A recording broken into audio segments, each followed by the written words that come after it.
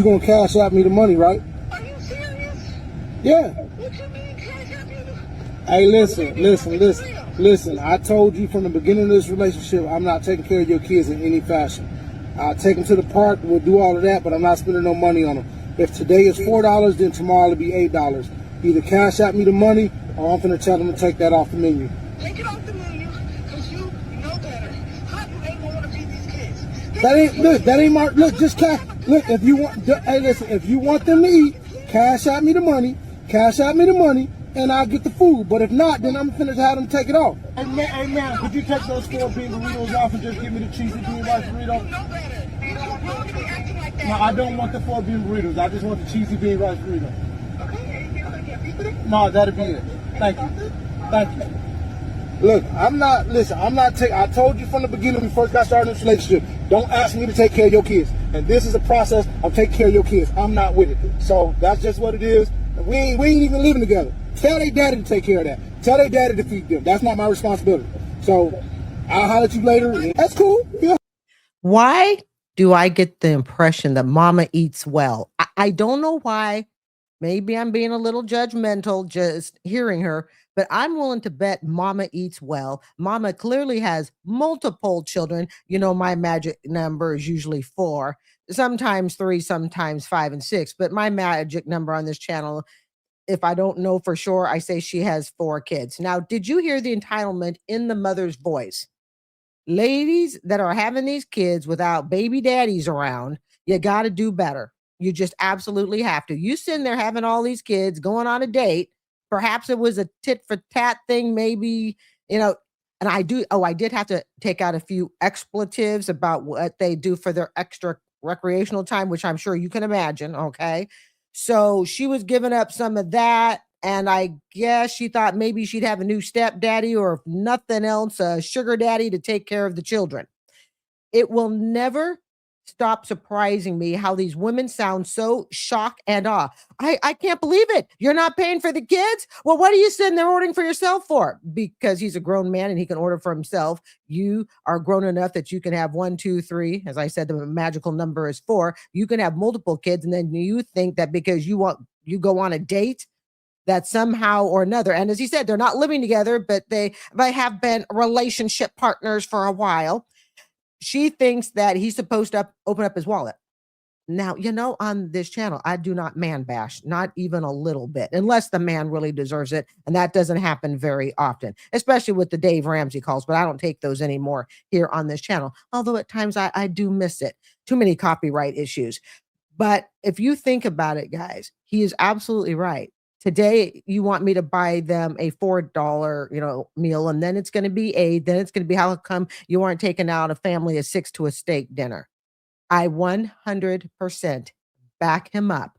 And it sounds as though it was already prearranged. He said, I told you I'll take them to the park, but I'm not paying all this money for them. So in her mind, she was hearing what she wanted to hear. And I understand that some people think that's what women are like. Okay, I get it. But in her mind, she's like, hey, he's going to the drive-thru. He's going to pay for all my children that their fathers will not pay for. It is not another man's job to take care of the children. That's why family in the Lion Kingdom, okay, that when a new male comes in and he mates with all the females, oh, that's not good news for the babies of a prior male. I believe in the Lion Kingdom, in most cases, they exterminate the male children. Unfortunately, they kind of kill them. The big male lions kill the little baby lions. Okay, now in our culture, we are more civilized, but we still need to understand it is not another man's job unless he wishes to pay for another woman's children. Ladies, you got to do smarter. If you think you're going to wind up on social media, sitting there, I don't know if she knew she was on social media, but you're going to wind up on a phone call going, I just can't believe you won't feed my children, then you are not being a responsible adult. And well, I agree it takes 2 to tango. Ultimately, one decides if there's going to be a child. And if you choose to have that child and you choose to have it with a person who is irresponsible, you cannot lay the responsibility on another man and basically feel so self-entitled that it is another man's job to feed the kids you had with someone else. And now you're all of a sudden looking for the responsible man. You ever hear that? Oh, well, I have 3, 4 baby daddies, but now I'm ready. Now I'm grown up, and now I'm looking for the responsible man. I'd never have understood that. Next video. How you want to feel? I can't believe you. I can't believe you. That's a you just did. That's cool. That's cool. You feel like that? Hey guys, so DoorDash just deactivated me 2 days. All right. This lady is the DoorDash gal. I know I'm a little not, I'm a few months behind on it, but her case is still in court. I will be keeping very close eye on it. But for those of you who are not familiar with it, I'm going to let her tell the story. After I reported my assault. Hey guys, I just lost my job and they won't tell me why. They're supposed to send an email immediately after deactivation providing you the reason why and a link to appeal, and they didn't. So I contacted support and they made me sit on the phone with them for 50 minutes just to tell me that they can't tell me the reason why and I have to just go ahead and appeal without knowing why. So my chances of getting my account back, they have my money in that account. I was working!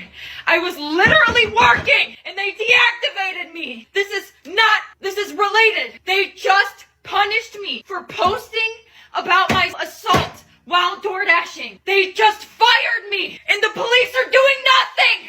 I lost my job and that was my only way to make money to pay my bills. A few moments later. There have been a lot of people saying things like I entered the customer's home or I opened the customer's door, but I can assure you that I did not do either of those things, and I have obtained irrefutable proof that the door was already wide open when I arrived to the customer's house. A few moments later. For her arraignment.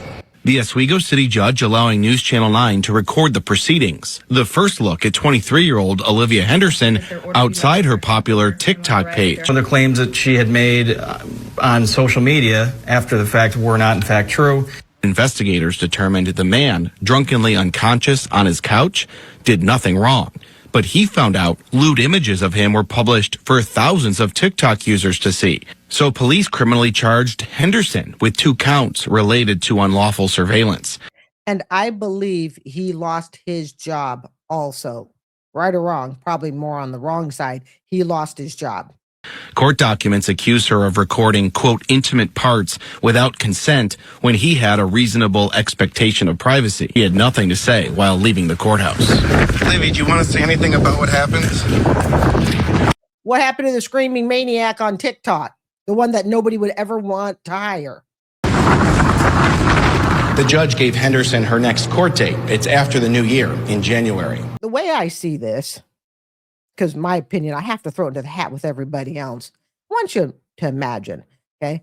How could she have handled this differently? This is one of those things that I would, if I were a mature person, I would sit and reflect and go, my life right now is a shitty, show, and it is. Her life is going in the tanker real fast, and that's by pretty much everybody, including legal analysts. And some of them have a YouTube. A lot of them have YouTube and TikTok channels, but for copyright, I'm not going to play it on my channel. But I have watched some of their reviews as well. And let's think about it. If I were to put my input and how I could have handled this, she goes up, she delivers a DoorDash. There is a passed out naked guy on the couch, regardless of whether she opened the door. Let's just assume the door was open and she did no wrong. Okay. There's a debate whether she opened the door. Let's forget opening the door. There's a naked guy passed out, his hand is over his eyes. He's lying on the couch. How could she have handled this differently? I'm going to jump on a ledge. All right. And assuming that we can tell, I don't even think we have to assume there was no assault. I can't say because of YouTube. I bet that's not the first naked guy she's seen. Now, do not get me wrong here in what I'm saying. All right. I'm just looking at how could this have been handled differently? All right. Is this the first naked guy she's ever seen her entire life? Maybe it is, maybe it's not. But he wasn't standing up, wasn't running towards her, wasn't talking to her, making no aggressive moves. In other words, let's play the cards as it is. A naked guy passed out on the couch. And that seems to be the thing everybody's in agreement with. What could she have done differently, fam? What could she have done? She could have just walked away. And the fact that she posted him on the internet, from what I can tell, because I'm not an attorney, so I have to follow the attorney news. In New York, something like this is Oswego, New York. I don't quite remember the name of the town, but it's in New York if I'm correct.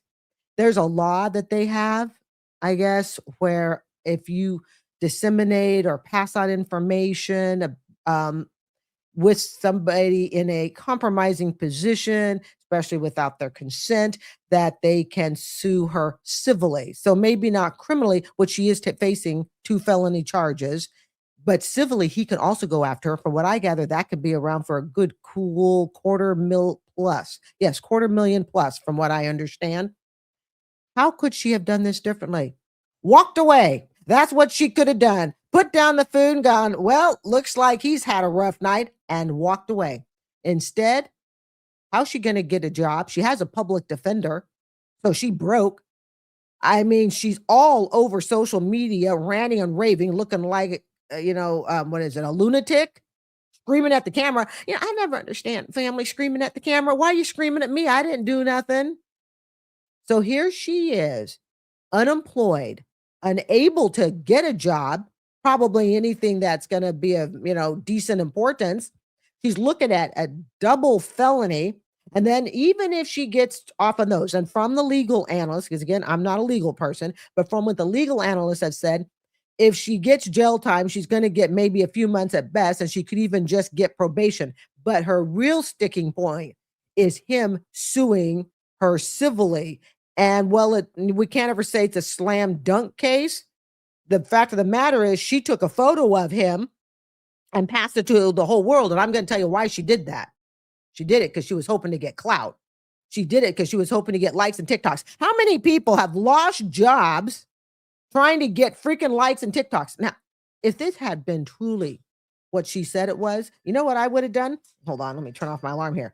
I would have taken that photo straight to the police headquarters.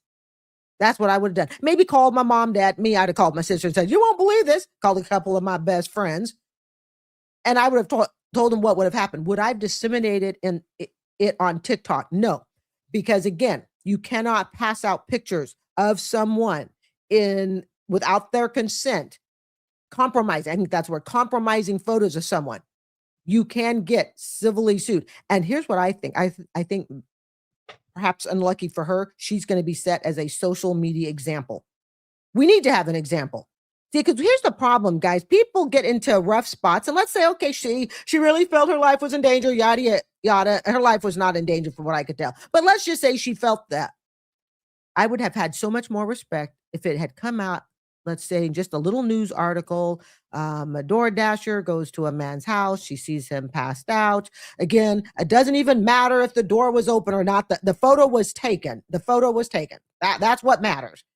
And she went straight to the police. I'm telling you, it would have been a blip in the headlines. But here's the problem. So many people today, they don't want to be a blip in the headlines. They want all splashed out so they can get their TikTok likes, hopefully gain a few subscribers, maybe make some change. And we know today, TikTok ain't paying crap for what people are making. Okay. $1 million, what is it? The Jenkins family, 15 million views. They got paid $1,500. And that's when the Eatons was good on TikTok. So today, 1 million views, what's it going to gain you? Maybe $50. So she sits here looking at like a total idiot, and she does. She looks like a complete idiot, raging, saying how she was attacked. Really? But notice, this is what a lot of young people do, though. They don't think about future consequences. Even when bad things happen to you, you must think about future consequences and how you are going to handle it. And instead, what young people are doing is going, oh my God, I felt attacked. The first thing I must do is upload a TikTok, and then I must upload a response TikTok to the first TikTok. I would not want to be in her shoes for anything in the world. She's not going to, again, she will not be able to get a job of anything worthwhile. She's possibly, so she's not convicted yet, she's possibly looking at 2 felony charges. Apparently, it's going to court. A grand jury, I believe, has looked at it and said possibly yes. I don't know if a grand jury's looked at it. Again, I'm not in law, but I know she's facing 2 felony charges. You want to be her? Absolutely not. So when you kind of look at it, you just look around your own life and you go, God, maybe it ain't so bad that I woke up this morning and, my pillowcases seem to have shrunk overnight because they're brand new and I'm already unhappy with that. All of a sudden, that seems like such a small problem. So just think about that, how she could have handled it. But the way she could have handled it would not have gotten her the social media attention she wanted. So now she's got all the attention she wants. Beggar. One beggar. Now, if I had to sit through this next beggar, so will you. Ticket to get to my auntie funeral, please. Okay, this is April 21st, because I'm just so on top of it. This is actually a gal. I think on a prior video, I thought it was a guy. Hey, like I said, I apologize if I get the pronouns wrong. But in this case, I do know now she's a woman. And I guess she begs regularly because she was on my video, I think either earlier this week, perhaps even, begging for $2,000. Well, apparently this is what this beggar does. So let's check it out. And if I had to sit through it to edit, you get the joys of sitting through it with me. There will be stops. If you want to hear any of these TikToks straight through, any of these videos straight through without my commentary, just fast forward to the next chapter. And Libras are really sweet. Sweet. Y'all see my capture. I love Libra. A lot of people sending me questions. I'm not going to follow anybody back. Only the ones that supported me. I don't want to just be following people. Oh, I meant to tell you, trying to get funeral money. Got to get to Auntie's funeral. Back because I don't know who is who. And I don't want nobody trying to jack my page or do something weird. So I'm just going to keep, yeah, man, like I said, if anybody, and I'd explain the story to what she asked me. She said, friend, what happened? I explained. I haven't seen her comment at all. But see, that's what I be saying. Y'all see how I be talk. What I be saying, I come on here and I talk. I tell people what's going on. You see how they ask me a question, but they don't respond back and say anything. As soon as you ask for some help, oh, friend, can you help me with this? I'm trying to get this. Nah, I don't see her commenting anymore. I don't see her saying nothing. That's why I said I'm just gonna block people because I don't have time for the fake energy. Man, that's you. No, I don't got time for the fake energy. Why ask me something? Axe. Okay. And then ghost me. That's weird to me. But that's fine though. That's fine. I'm gonna keep this live up right now, and I'm gonna just go through the list and start blocking people because I'm just so sick of the fakeness, man. For real, I'm sick of it, bro. I'm on here asking people to help me with $85. They act like I'm asking for $1 million, bro. They act like I'm asking for $1 million. I'm asking for $85. If somebody on here could genuinely help me, that's it. So I can get this ticket. That's it. I don't understand. Why can't nobody help me? Who is that? I really appreciate it. I'm grateful and I'm thankful. So anybody on here could help me out. I'm grateful, man. I just need help with $85. That's it. That's it. Do you notice how beggars always make it sound like the amount that they are asking for, because it's not in the thousands like some beggars want, although in the last video she did, she was looking for 2,000. But work with me here on this particular video. A lot of beggars will say it's only 85, it's only 10, it's only 20. Remember that one jerk of a beggar that said $40, that's nothing to you guys? Was that black guy begging for his kids, being a total jerk? And he goes, $40 is nothing to you guys, but it's everything to me. If it's only $85, if it's only 40, if it's only 20, why aren't you earning it yourself as the beggar? See, the beggars like to say, but it's only $85. And they have two main justifications for it. One is it's not as much money as it is that other beggars ask for. See, Jordan Paul wants hundreds. I'm only asking for 85. And the other thing is they figure it's really easy for us to go out and earn it. Oh, yes, I work 12-hour days. I know a lot of you do a hardy day's labor. Oh, don't forget, fam, if you see this, put in the comments, did you do a hardy day's labor today? And what did you do? It's early Friday morning, and I got a hardy day of middle school teaching to do. And then I'll probably come back and do some more of this. See, that's my hardy day's labor. So just keep in mind, when these beggars go, it's only $85, then my question is, why, if it's only 85, why aren't they getting it themselves? Get this ticket before it go up. Get this ticket before it go up. So if anybody out here can help, New Beginnings, can you help me out with $85? I appreciate it, man. I just need to get my ticket. That's it.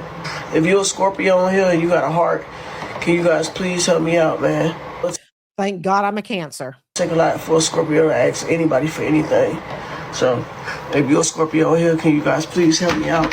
I'm just trying to raise $85 to get this ticket, man. If you're a Scorpio, my heart, man. Anybody on here that's a Scorpio, New Beginnings, can you help me out? $85. I appreciate it if you can help me out.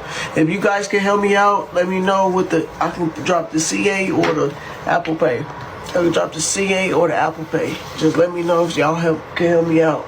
I really appreciate it. KJ, can you help me out? I'm trying to get $85 to get a ticket to get to my auntie funeral. I will give it back as soon as I get it. As soon as I get it back, I promise to give it back to you. Wait, okay. All right, so 85. So I was right. I just read the screen that another person had put on there. She was on my channel earlier this week asking for 2,000. Now she wants 85, but says she's going to give it back to you. If you're begging me for money because you supposedly don't have any, how are you going to pay me back? And does she look really distraught, drinking out of her bottled water, telling you she needs to go to Auntie's funeral? The sad part is there are people out there that will fall for this. There will people out there. And do you notice the personal connection? If I think is a Scorpio, this is something that beggars do. They try to connect some way with you on a personal level. Oh, you have a dead, that sounds cruel. You have a deceased auntie. I'm trying to use the kinder words. You have a deceased auntie. There's a connection. Maybe you know someone who's passed away. You're a Scorpio. Oh, there's a connection. You're a parent. Okay. You got multiple kids. You're divorced. You've been left. You're a man, woman. In other words, any sort of connection they can make, real or not, it's all part of the manipulation game to get you to pay. If you can help me with $85, somebody on here that's watching, can y'all help me? Tasty Cake, can you help me out? I really appreciate it if you can. Libra, can you help me out? I really appreciate it if you guys can help me with $85. I'm trying to get this ticket for this funeral. Libra, can you please help me out? Can you please help me out? I appreciate it if you guys can help me out, man. There's 16 people here. If everybody could send $20 to help me get to $85, I really, really appreciate it. I really appreciate it. I really genuinely appreciate it.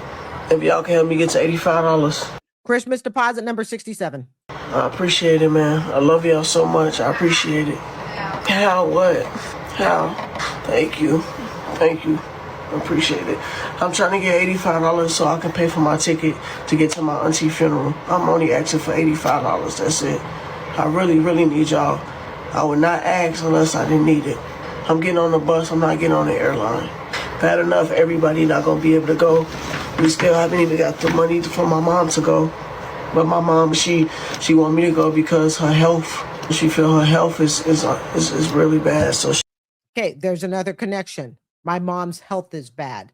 These are very, maybe subtle, not so subtle, but to a person who is easily manipulated, and there are people out there, hence why the begging is on TikTok, there are people out there that will subconsciously perhaps connect to the beggar because they feel like there's something that they have in common.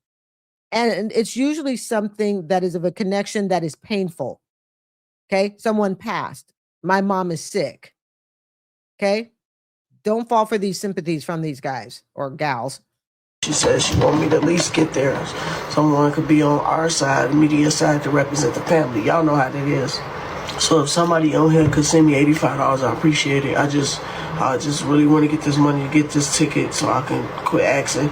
I can kick it with y'all on here. Maybe take a couple, you feel me, and chill. Like, I just want to kick it with y'all, man. I just need to get this $85 so I can get this ticket, man. This is stressing me. It just bothers you as much as stuff you done did for people in the world, as many people you didn't help. And the one time that you really need help right now, people it's funny acting, man. It's annoying. It really is, man. Because I wouldn't do y'all like that. And all I need help with is $85. That's it. I'm not asking for $800, $1,800. I'm asking for $85, man. That's it. I get whoever sent it, I give it back to you with no problem. Because you don't bite the hand that feeds you. I might need you again. You feel what I'm saying? So can somebody just please help me with $85 and I'll give it back to you as soon as I can. Straight up, I'm not going nowhere. I'm not going nowhere at all. Can somebody genuinely help me? I appreciate that, man. Somebody, please help me, man. Now that you go, I'm gonna sing. If somebody want to help, I really, really, really appreciate it, man. If anybody on here can help me, I appreciate it, man. If God could put it on your heart. I just need help with $85. I'm just trying to get this ticket to make it to this funeral. That's the last thing I need is people talking about how to make it to my auntie funeral. So if anybody got $85 and they're willing to help me with it, I appreciate it. As soon as I get the $85 back, I promise to return it to whoever sent it to me. We all need help, man. We put on earth to help each other. The biggest Are you able to help me? I don't know why people keep sending me requests and that's not supporting me and not trying to help me. I don't understand that. A lot of people was coming over here to troll, and right now it's not the time to troll. I lost my auntie and I'm trying to make it to the funeral. So I'm trying to get the money. So I just really appreciate it if people just please don't do that to me, man. I can't text you. I'm confused. But yeah, like I said, I'm $85 short. That's all I need to get the ticket, and then I can get up out of here. I can get up out of here. I can go.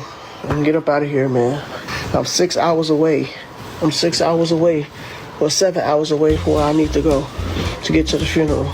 So either I can take that $85 and pay for my ticket, or I could take the $85 and put it in my car and I could drive there. But either way, I still need the money to get there. And I feel like it's gonna be more if I drive because the gas is so expensive. Why not just go ahead and use the bus and pay the $85 and get on the bus? I'd rather do that because the gas is just too outrageous. They need to be for real, come down off this gas. It's not okay. That's hurting everybody around the world. But anybody that genuinely want to help me, I need $85 for the ticket. That's it.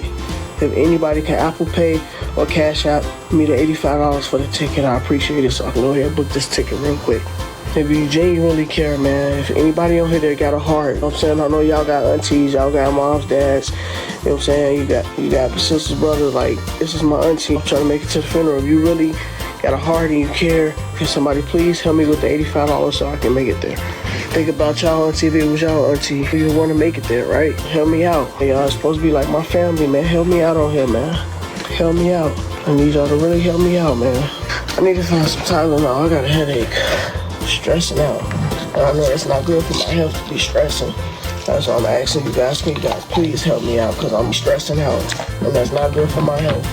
It's not good for my health at all. Can you guys please help me out? I'm just $85 short, that's it. If you can Cash App or Apple Pay so I can pay for this ticket. Please and thank you guys, whoever can help me. I'm literally at this point, literally begging to get some help so I can make it to my auntie's funeral. And when I get to the funeral, I'm gonna go live on TikTok. I'm not gonna talk and say too much because I don't want the people saying I'm rude or anything, but I wanna bring y'all with me. I wish some people I could just block out. If not everybody got your best interest, I just want to bring y'all with me. But anybody on here that can really help me get this $85 before the ticket go up, I appreciate it, man. If somebody, God touch somebody's heart to help me get this $85 so I can get to this funeral.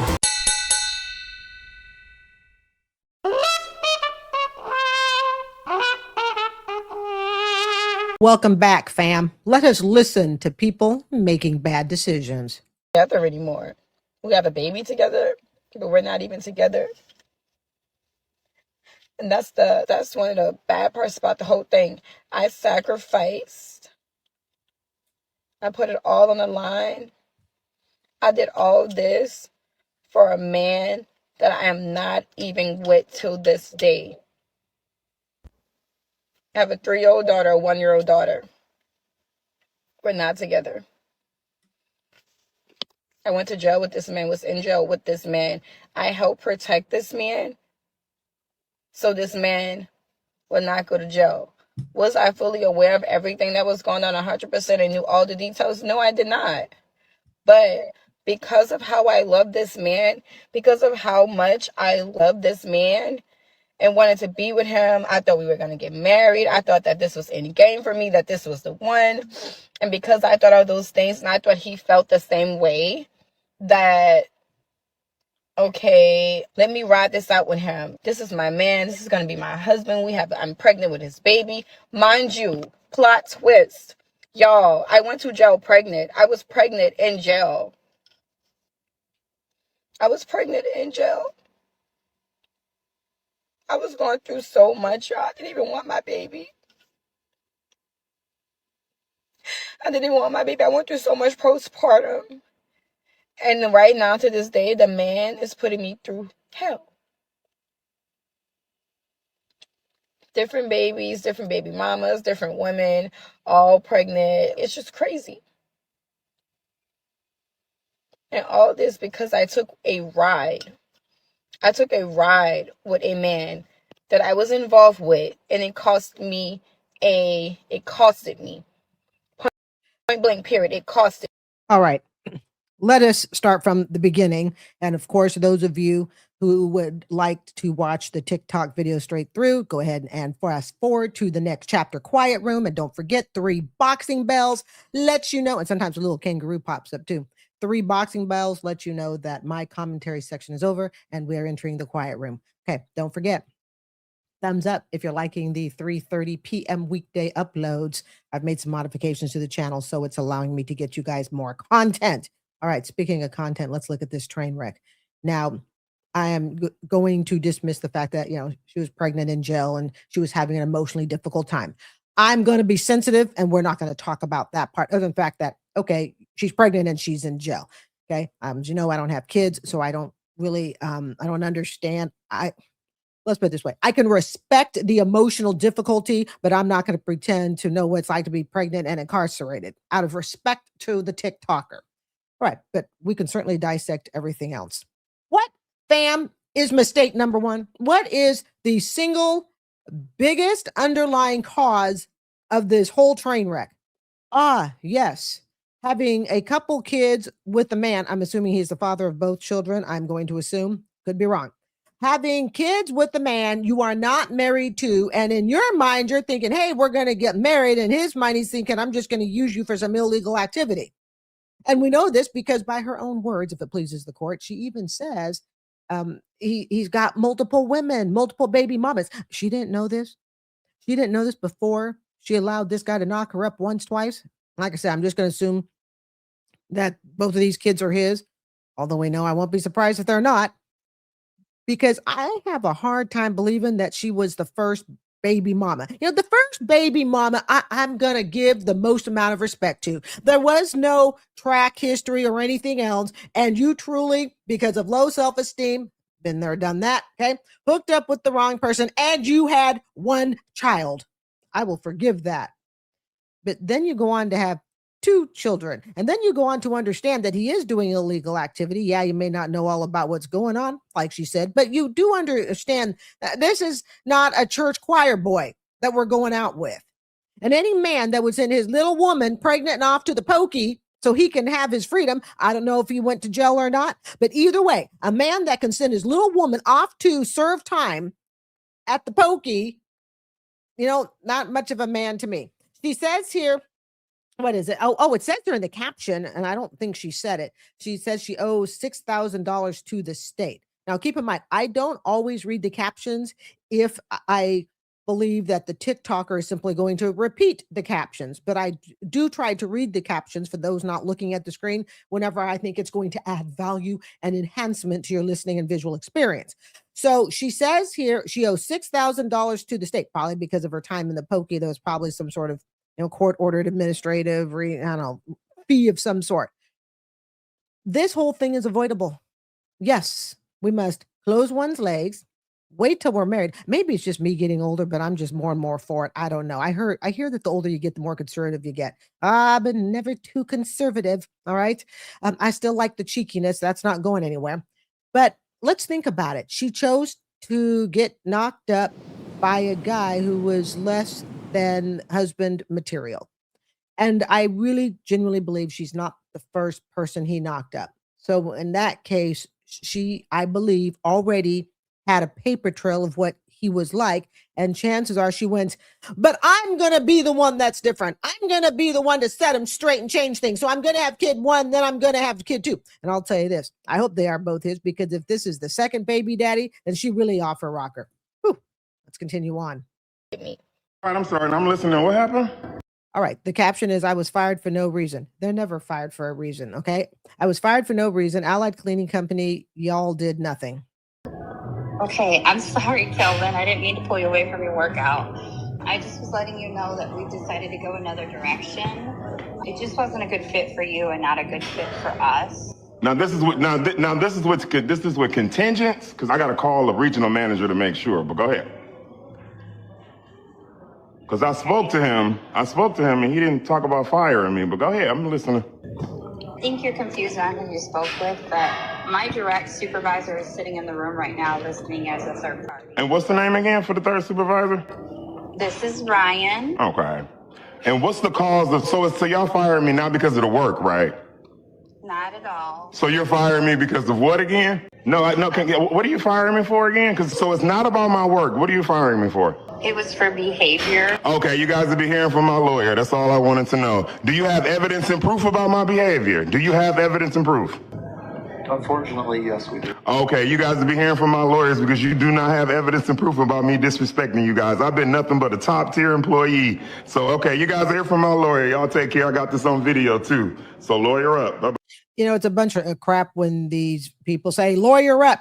That's just them speaking in temporary anger. They don't ever really lawyer up.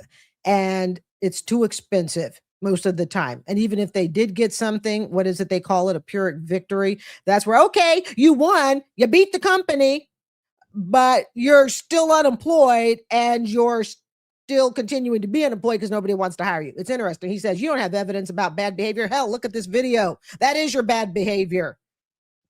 I, to this day, do not understand why people put this crap on TikTok. You know, there are videos out there going, black people can't get a job. And oh my God, it's a racist world out there. No, it's not.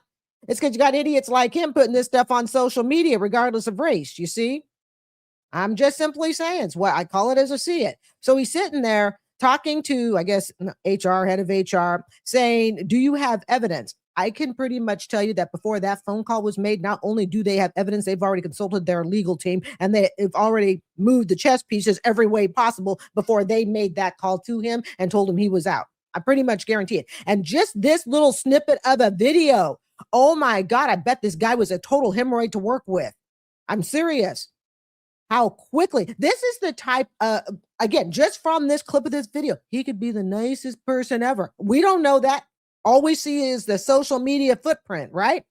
So he puts out there you better lawyer up, basically, no, not basically, he's threatening them with legal action. And then he's saying basically that you can't fire him.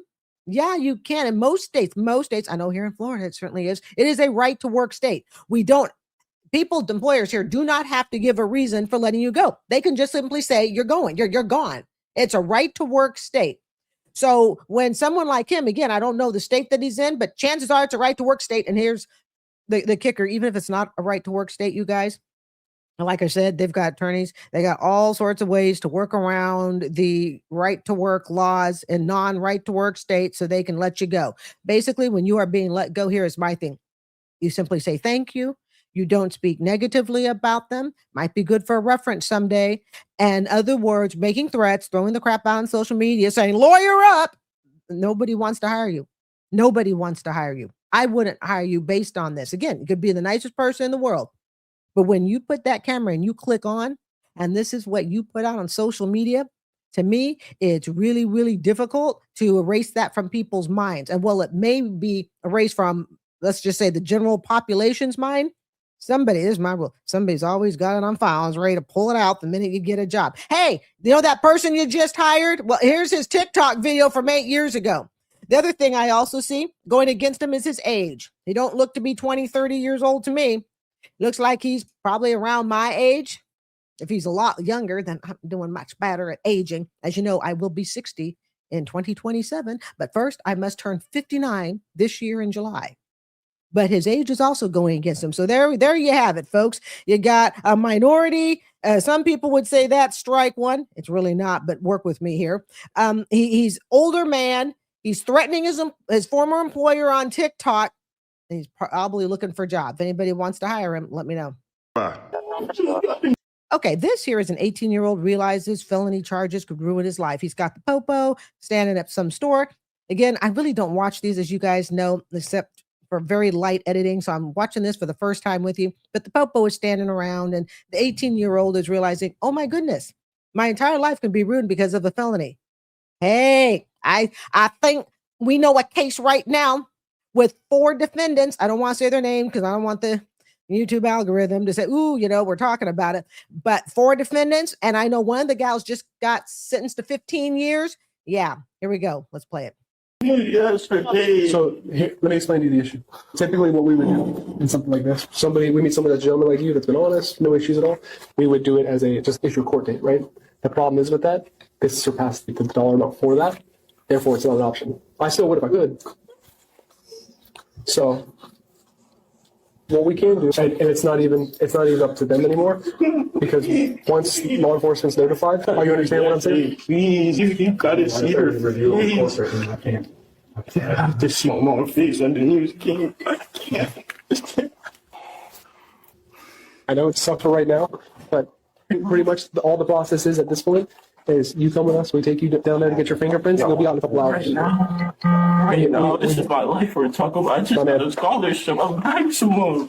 Believe me, like I told you. So this is above the threshold to where I can just give you a piece of paper and walk away. Are you understanding what I'm trying to explain to you? I can't go to jail. I can't. Listen, sir, my name cannot go in the book, sir. You can't. So, sir, I went through too much in life. You don't understand. But sir. What you're missing is it's not my choice. If it was up to me, I would give you a piece of paper and we'd leave it at that. But you gotta understand, they have a job to do. We have a job to do. I don't want to deal with all this. This is a lot of work, to be honest with you, man. It really is. We don't have any choice in the matter. For all you have to do about today, it's a shitty situation. You've already been honest with us. All right? I respect you for that. It's just a matter of going through the ropes. It's going to suck for a couple hours. You're going to go get your fingerprints. You'll be released. All right? You're not going to be stuck there for overnight. Someone's going to have to pick me up. Somebody's going to have to pick you up. But You know something about jail, and the reason I'd never make a long-term jailbird? You have to realize that you cannot plan your future when a possible jail sentence is pending. It's possible to plan your future. So we're going to go and have pizza. Let's see, not this month, but the second Sunday of next month, we're getting together with the family. Oh, that's right. You can't do it possibly because you have to go to court. See, this is where going to jail really, really sucks. And for those not looking at the screen, he is down on his knees begging for mercy. Like I said, this reminds me of the current case that's going, well, that just kind of ended right now with that term sweat equity. Okay. Again, I can't really say it because I don't want to scare the YouTube algorithm, but that's the case I'm talking about. 4 young black male defendants, right? And the 1 female. So luckily it's not that type of magnitude, but he has come to the realization that when you steal something, there is a charge. And by the way, those charges are different in every state. I did read one case years back. Do not test it out. And I guess it was someone had stolen a bunch of clothes and the attorney was hired, and it was actually a felony case, but the attorney was smart enough to figure out, we could argue this felony case and say it's actually a misdemeanor. Why? Because the items were on sale. Yeah, that is an actual case. It was years back. I remember where I read it, saw it, whatnot. But the items that were stolen were actually on sale. So the attorney argued that it could not be a felony. It actually fell under a misdemeanor. And let me tell you, guys, I'm telling you, and I've got a couple videos coming up on people who can't find jobs with felony records. That's some more social media headaches coming up. I think it's this coming week, but they can't get a job.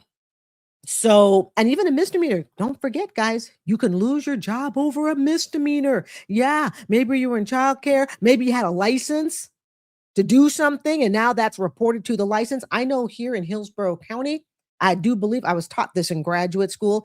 If you commit a crime here in Hillsborough County, which is the Tampa, Florida, and surrounding area, at least they taught us in graduate school that if you commit a crime, they're going to ask you where you work. A record is automatically sent to your HR department. Like your HR department is going to know faster than your mother probably will that you have been arrested. It's not stuff to play around with. So there he is begging on the ground. I get it. you do have to go. You get your fingerprints. Sir, please, if you could do anything, please. What do you need? Just call somebody, please. Please, I can't go in though. I can't. So here's the thing. My name cannot go in the books. I'm only 18, so please. I just got. I'm only 18, but you're old enough to take it. You know, we have to deal with the repercussions. Actions are stupid. I get it. Yesterday, please. I know. I hear all that, and I reported all that before, but I can't go in though. You can do something, please, sir. And just so you know, just because they're filing a report with us today does not mean that everybody's going to court to testify against you or anything like that. Like us, like them, sometimes there's mandatory reporters that have to. It's not the problem's not court, sir. I just can't go in. The amount that he's going to pay for an attorney, if he with a felony, you need an attorney. I genuinely believe felony, you need an attorney. It would have been just cheaper to pay for the item. Can't. It's not court. It's not a part. I just can't go into jail. I can't. I hear you, man, but it's above that threshold. I just got word back about the interview that I had this morning. Okay, this gal has a felony record. Hey, it came up sooner than I thought. At the childcare place, and I don't know what I expected. I don't know if I just thought that maybe they would look past my record because it's been 10 years since it happened, and I always explain what happened when I go in for an interview. I always am very open with them and upfront, and I just let them know, hey, I have a felony on my record. I was in the wrong place at the wrong time. My ex kicked in somebody's door, and I was in the car, but that's all besides the point. I know that I'm running the risk of not getting a job if I am applying to places that do background checks. And that's fine. I am running that risk, but I don't want to go get a job at McDonald's or some fast food place. I've worked in the customer service industry my entire life, and I just want to make a difference. I want to help people, and me working at McDonald's or something like that, like, I'm not helping someone. I guess I'm helping feed someone, but if it came down to it, that's what I would do. I would totally go and work at McDonald's. If that's what it comes down to, that's what I'll do. But until that point, I'm going to keep putting in applications at places where I feel like I'm going to make a difference. And the recovery place that I put in an application to, I still haven't heard back from them. I called yesterday and the day before. I left a message the day before. I talked to somebody yesterday. She said she was going to pass on my information to the hiring manager, and I still haven't heard anything back. So I called again today and got a voicemail. I left a voicemail again today.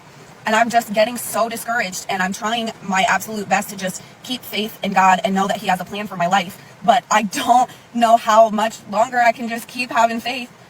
I just feel so discouraged. Satan's trying to fight me, try to beat me down so hard right now because he knows that this is a weak point for me, because I'm not the same person that I used to be, and my job history does not reflect that whatsoever. There is very choppy job history and then a huge gap from after I had my son, and I don't have a degree, so it's very difficult. Having a felony and not having a degree, wanting to help people is not necessarily a good combination.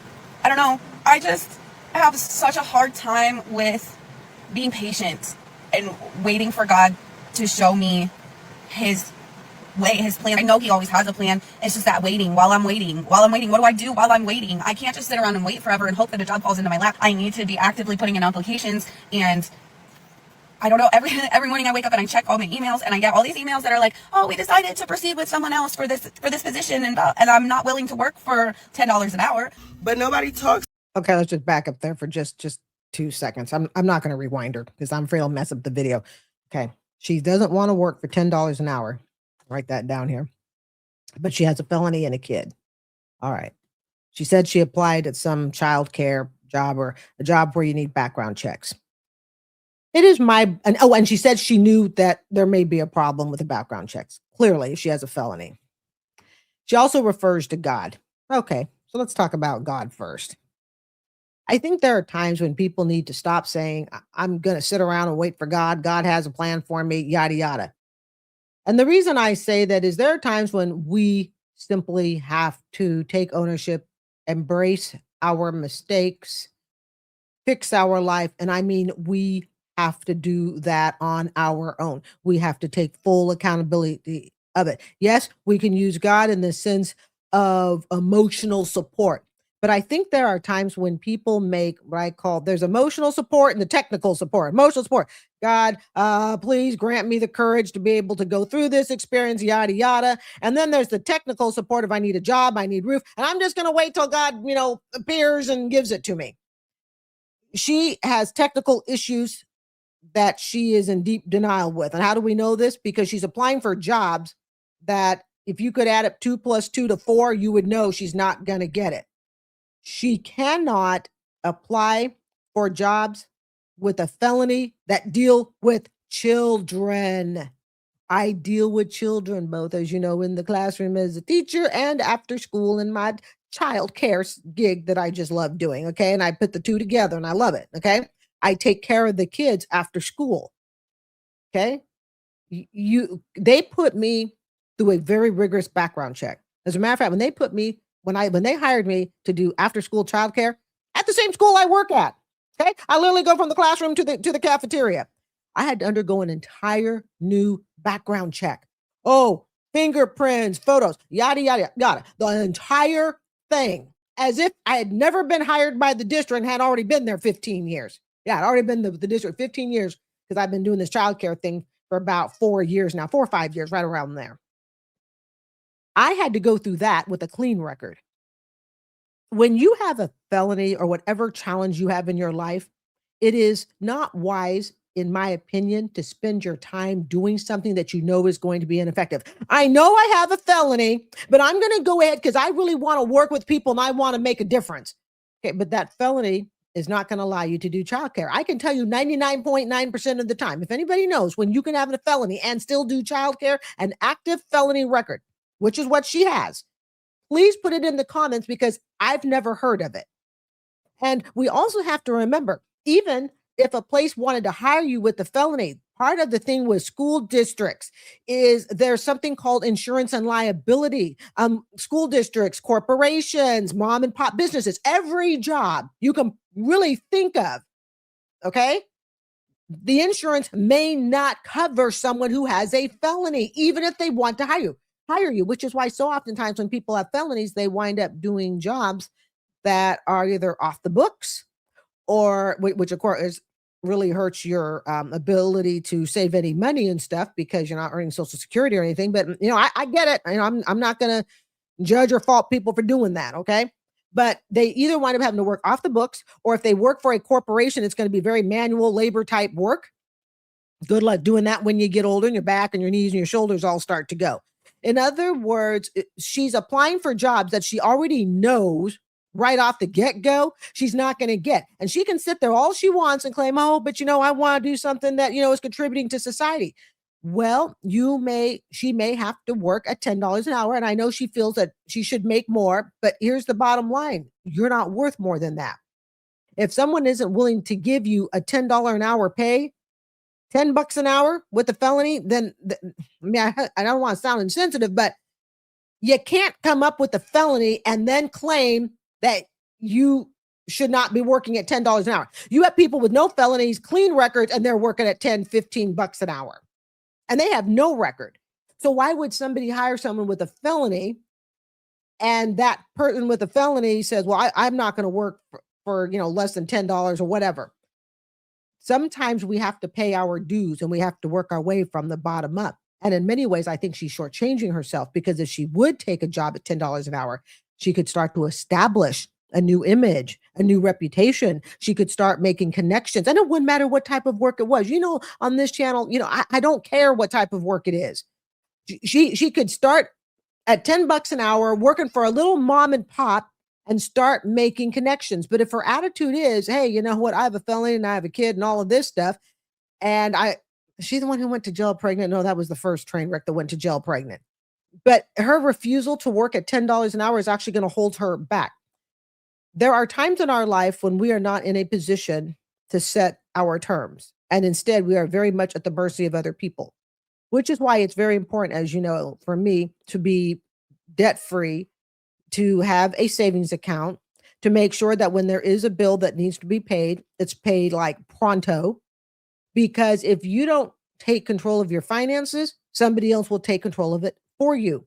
If you don't take control, like I said, making the news rounds right now, if you don't take control of the choices you make and make good ones, somebody else is going to make them for you. So here she is, felony, wants to do a job that's going to help the people, but she doesn't understand right now that people aren't ready to hire her. I hope she gets a job. I hope things get better, but it's not going to come as easy as what she thinks. All right, here's another gal with another felony. Oh my goodness, it's felony night. It's about how hard it is to get a job in Arizona as a felon. Nobody talks about it. They be having these little websites. Oh, this company is forgiveness friendly and all this other. Nobody helps. Nobody helps the felons. And it's like, you wonder why. You wonder why it's not a lot of black people out here. Not even saying that black people just be felons. I'm just saying in general, none of these companies are helping anybody. None. Not even the city. Nobody. The system is corrupt. And it's taking everything out of me not to go back to California because I know that this is a good environment for my children. But the fact that I cannot find a job out here is very frustrating. And it makes you want to go back to Cali so bad. Because no matter what, I know that California will help me with a job. I know that no matter where I go, no twists and turns, I can get a job in California. Arizona, I have never been through nothing like this, and I am struggling. I'm struggling with it. I'm trying my hardest. It's not like I don't want to work. I'm applying just for me to do these interviews and I bring up my record, because I'm not going to sit here and play with y'all. I'm not going to waste y'all time. As soon as I bring it up, oh no, we don't do. But on the website it said y'all forgiveness friendly and y'all help people out. I'm very much over it.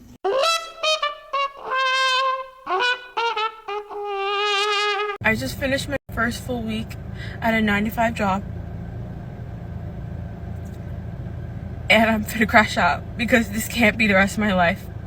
I'm just like not ready. Like I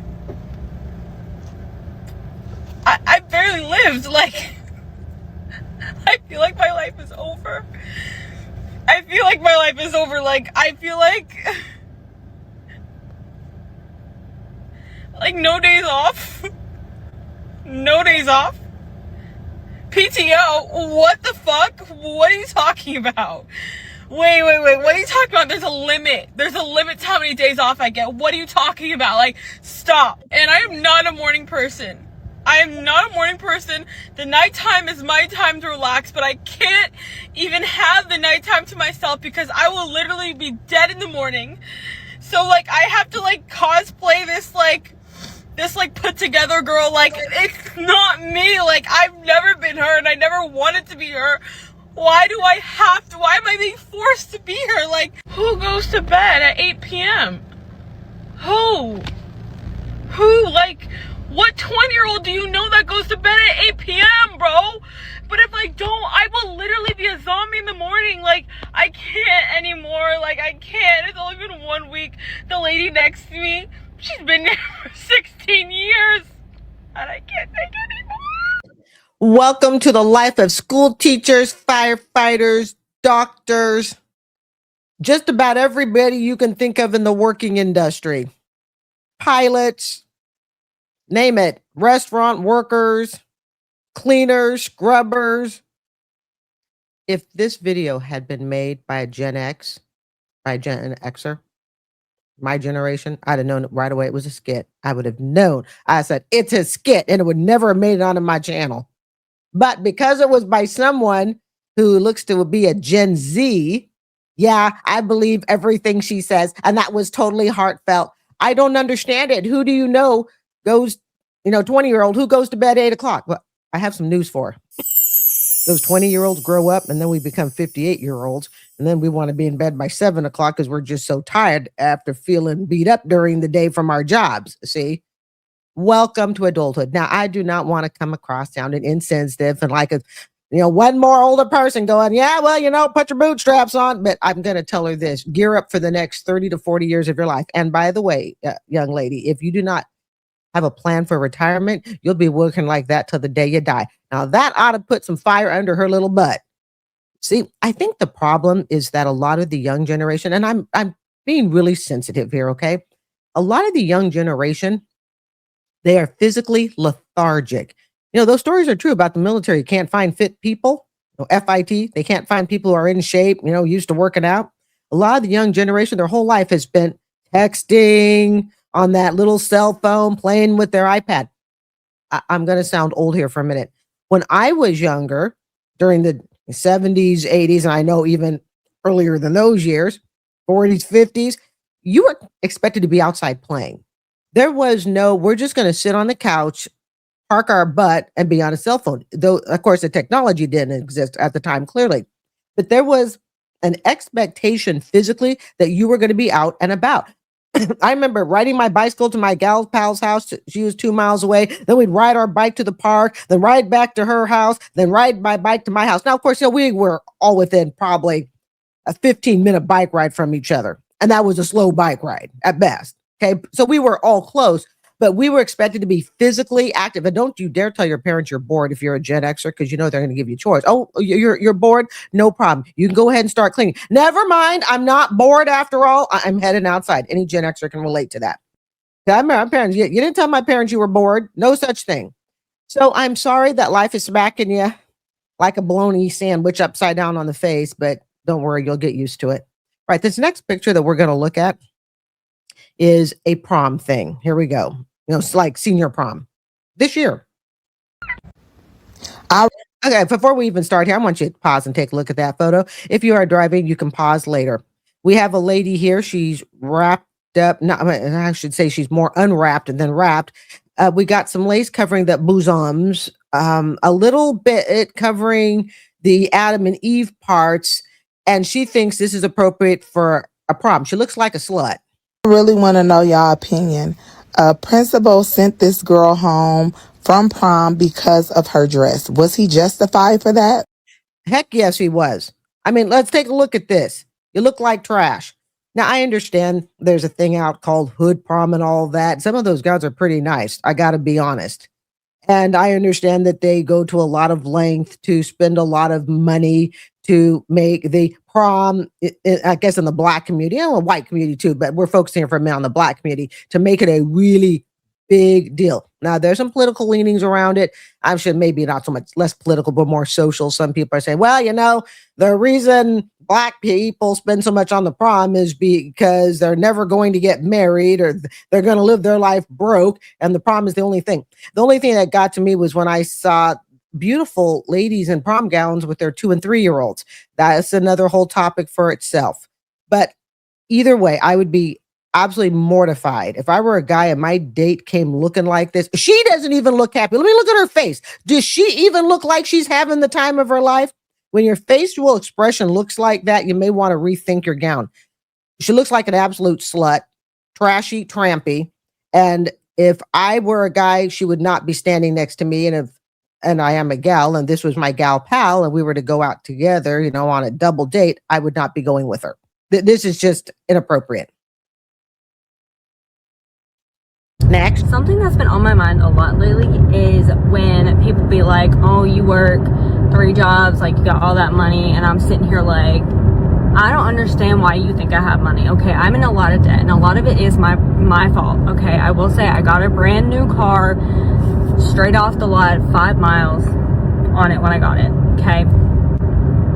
I also have student loans.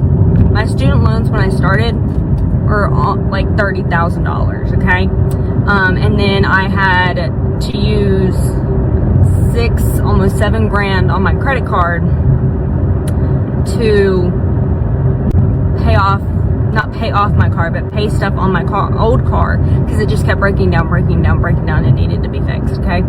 And then I had to spend almost $3,000 on plane tickets because I had already said that I was going to go to Greece, and I had already put a deposit down, and my parents ended up backing out or something like that. I can't remember exactly what happened, so I ended up having to pay everything for myself. Okay, let's stop here for a minute because I think her video is a little bit longer.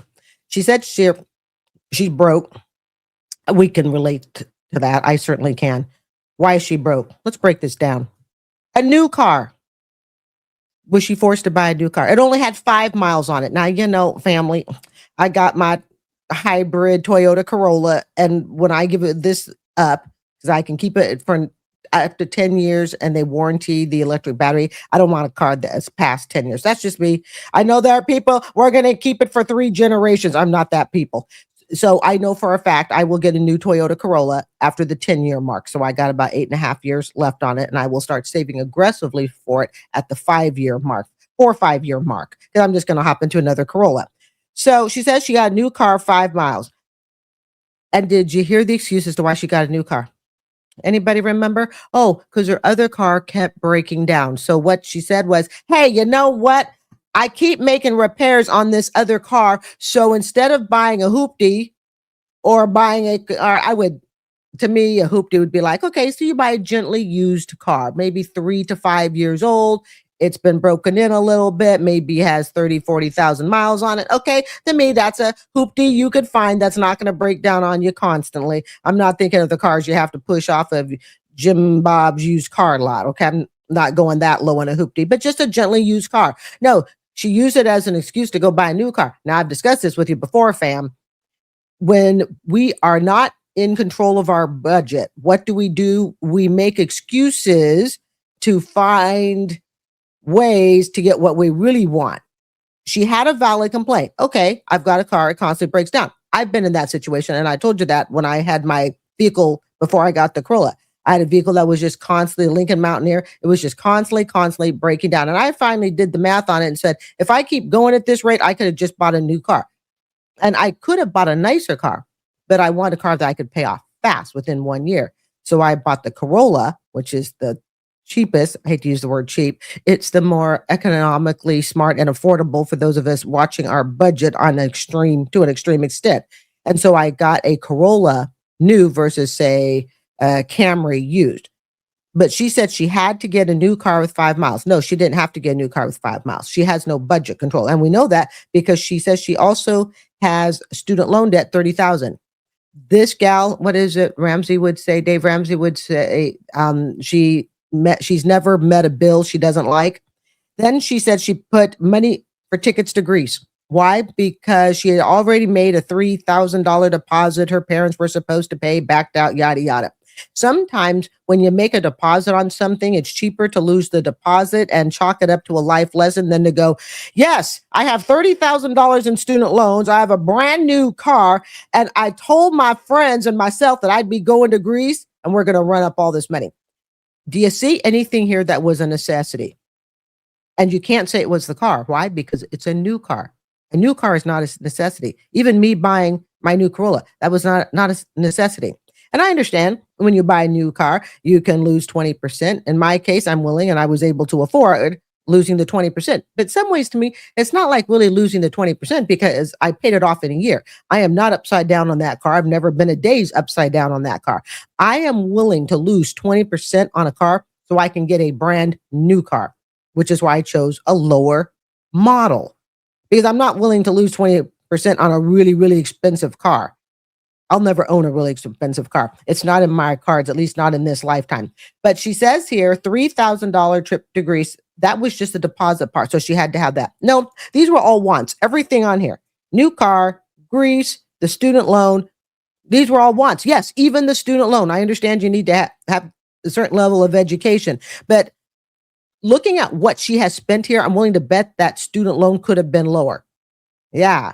And I understand, okay, a $30,000 degree for a bachelor's, that's more than reasonable. But when I'm looking at all this extraneous, frivolous, extra spending that she does, I'm willing to bet that $30,000 student loan could have been even less. Oh, by the way, I went and got my hair trimmed, fixed up that god-awful bang job I did for myself. I'm never trimming my bangs again. My hairstylist told me to stop it. Those last couple videos, my bangs looked like, they were like tilting. Okay. So I got my hair done so I could look pretty for y'all. All right, let's continue.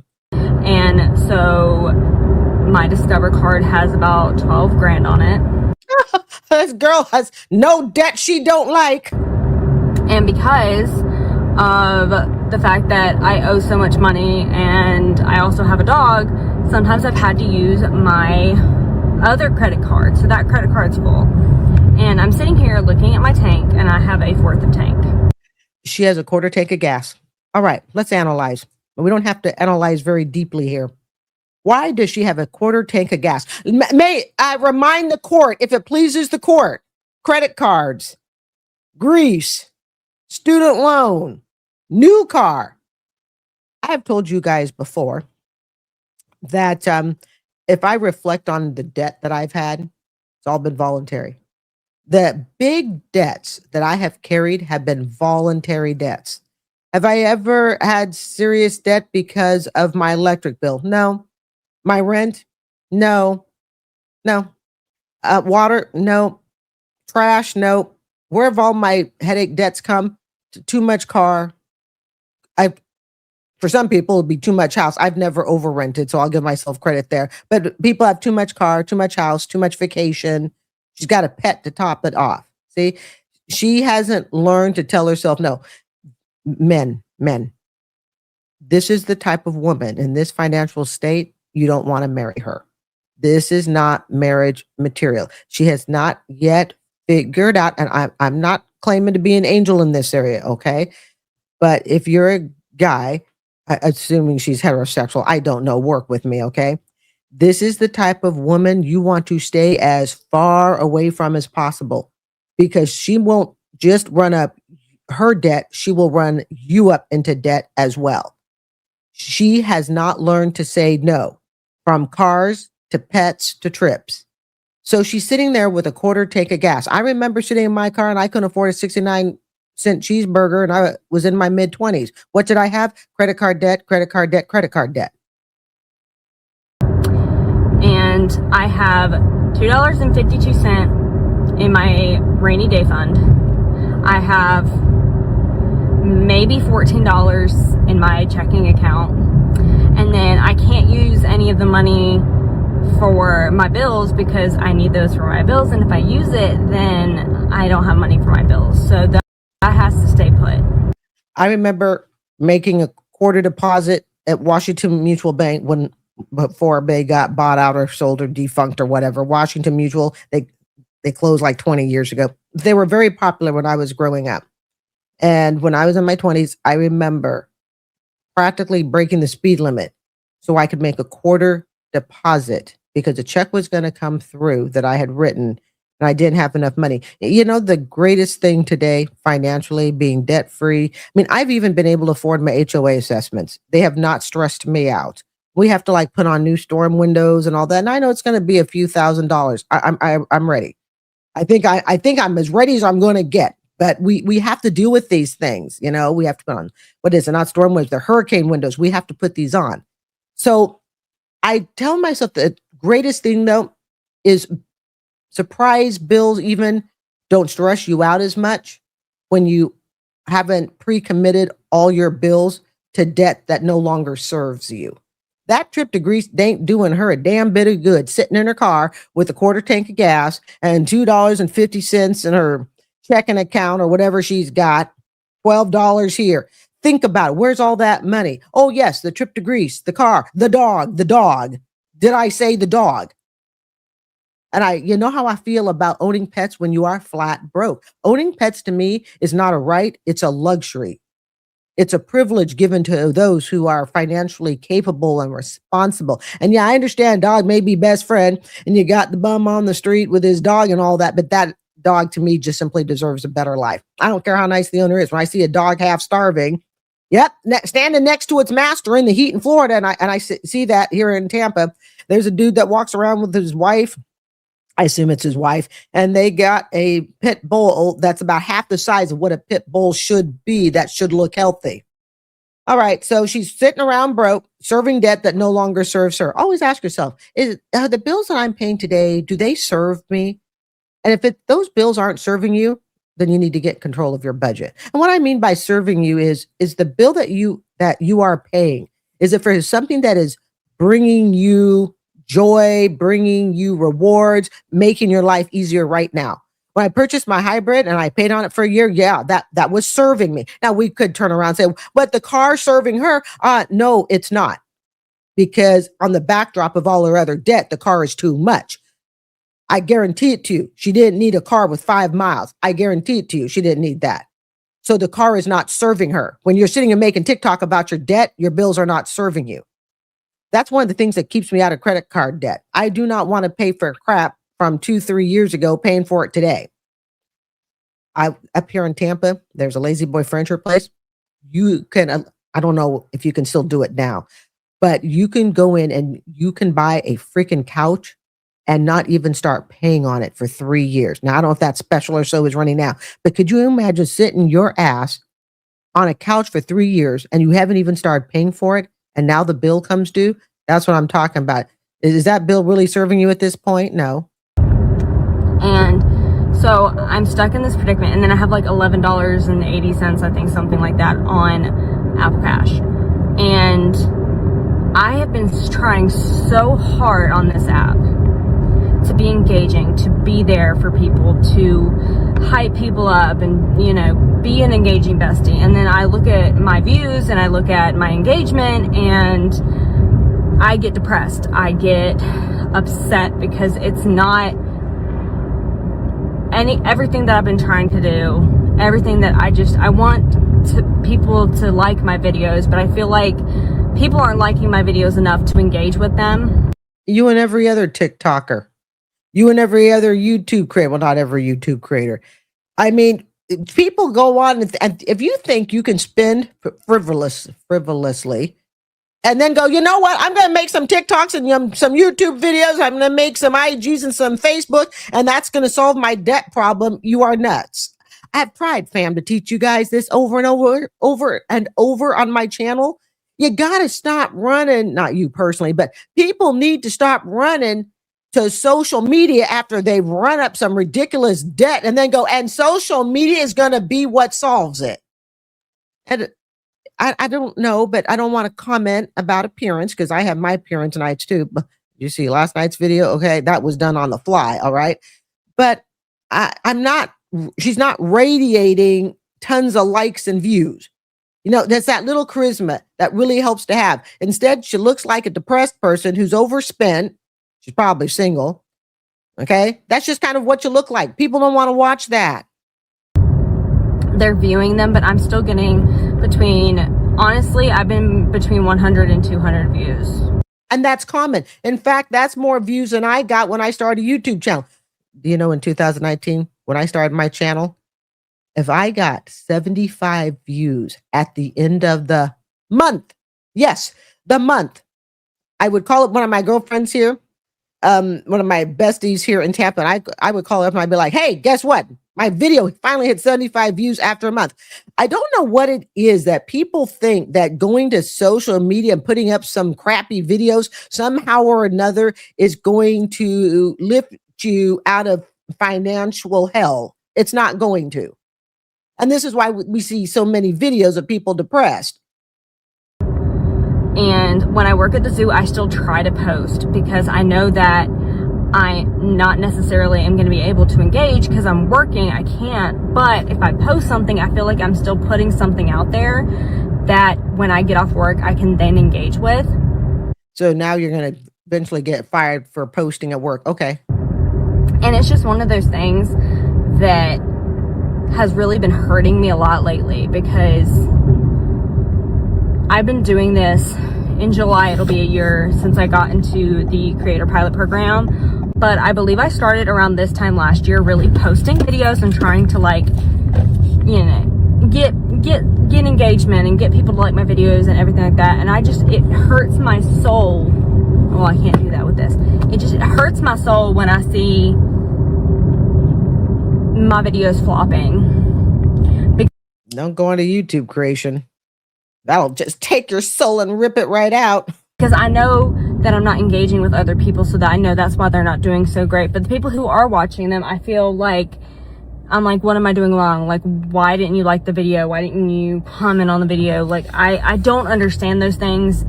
And they don't have to like the video. I watch, YouTube is my main entertainment farm.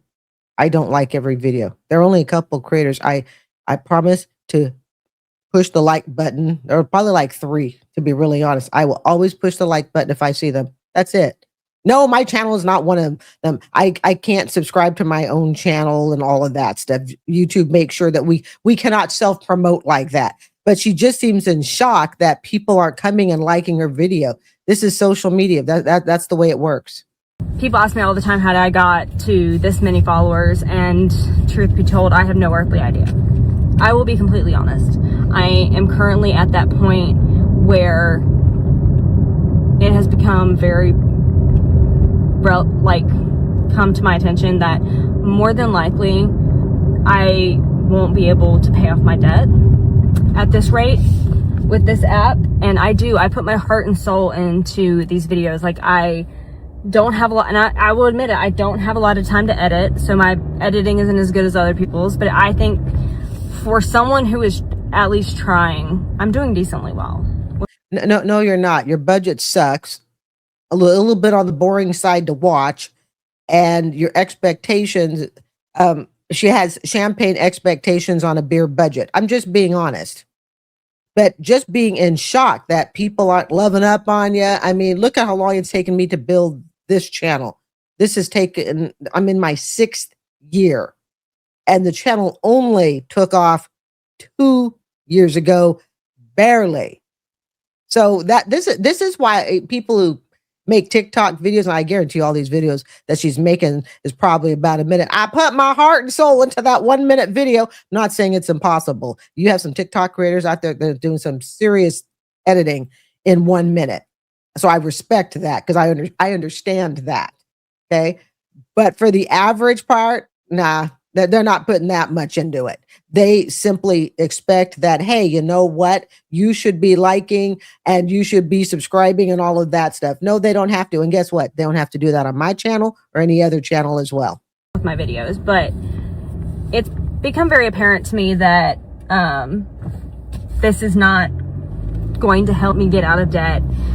And it has just become kind of saddening to me because certain things like, you know, posting the go live videos, all you have to do is click a button. And I feel like for me, like anytime I see a button, regardless, I'm going to engage with that video. Okay. I'm going to engage from the bottom up or down, bottom up, bottom, whatever. I'm going to engage with everything. I may not follow the person. I'll go on their page, and if I see something that I feel like I resonate with, or it's something that I feel like this person could really use an extra push, maybe that's the problem. You're too busy on social media trying to do a pity party story of how people should engage with your video. And I have yet to hear, you know what I need to do? I need to cut down my spending. I need to reflect on the foolishness of my finances and what I've done to get myself into this debt. Instead, she's putting it on everybody else. This is the part that's kind of ticking me off a little bit. She's putting her financial what should be her financial responsibility, what is her debt created by her.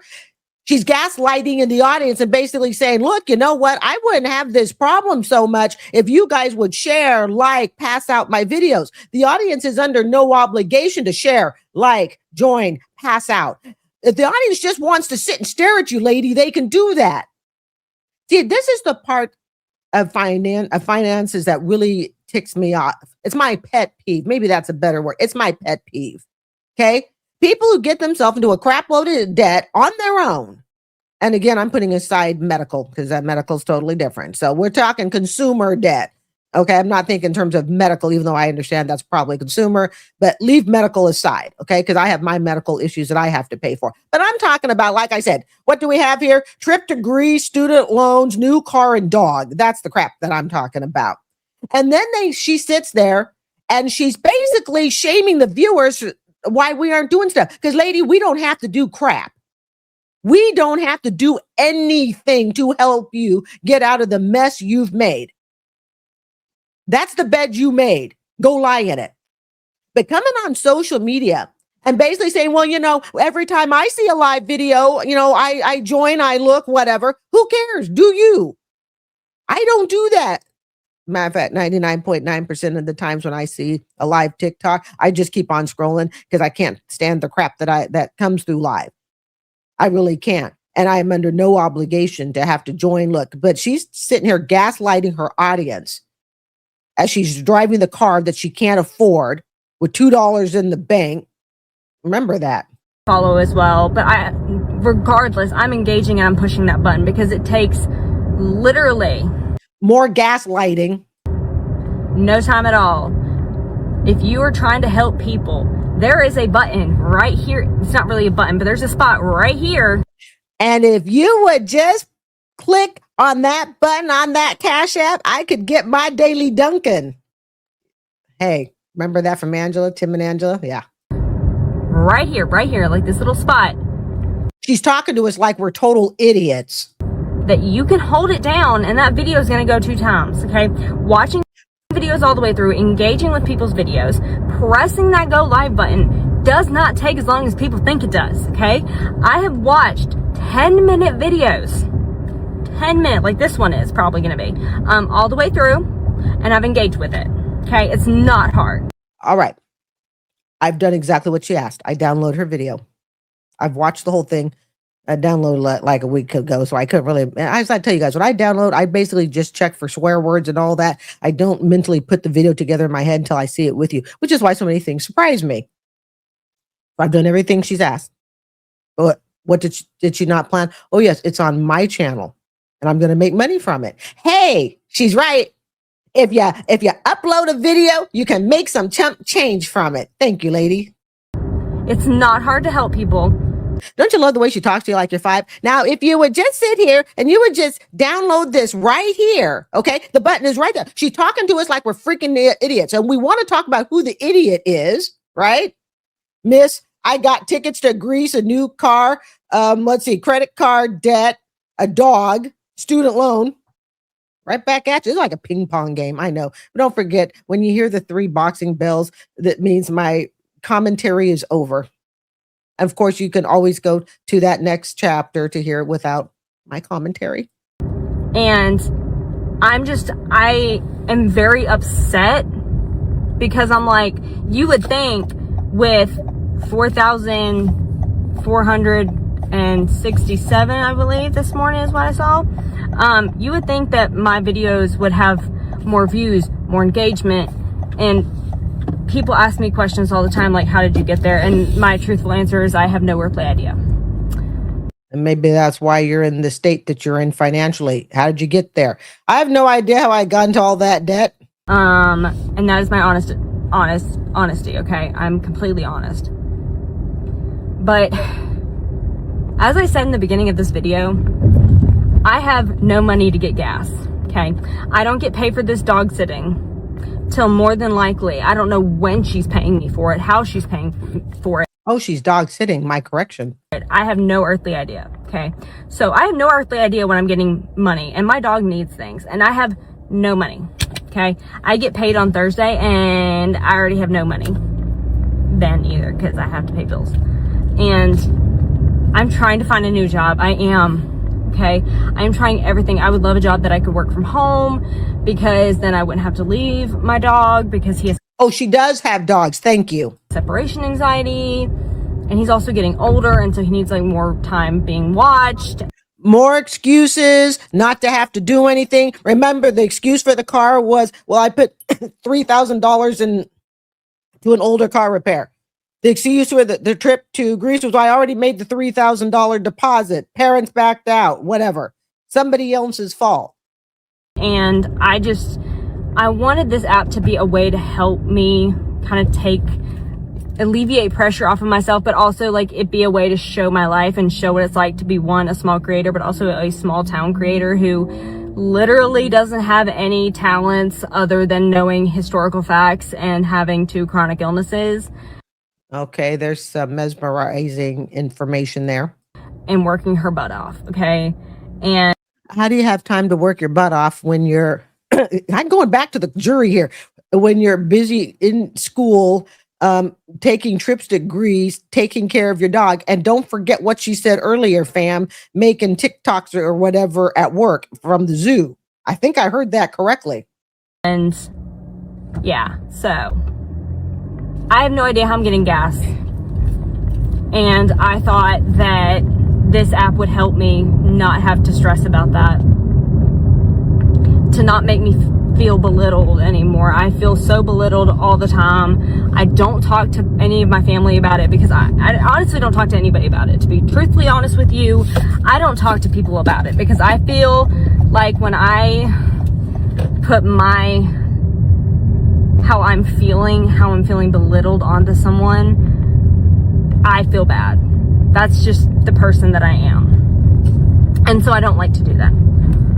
But I feel like also being honest on this app is very important for me, honestly, because I'm sharing my life, and part of my life is being absolutely broke and not knowing when I'm going to have another paycheck. DoorDash driver in the city of Oswego accused of filming a customer partially naked appeared in court today. In October of last year, police say Henderson filmed a customer partially naked inside his home, then she shared the video on social media. Olivia Henderson pleaded not guilty to charges of unlawful surveillance, dissemination of an unlawful surveillance image. Henderson pled not guilty to both charges. The prosecution and defense are working on a possible plea deal.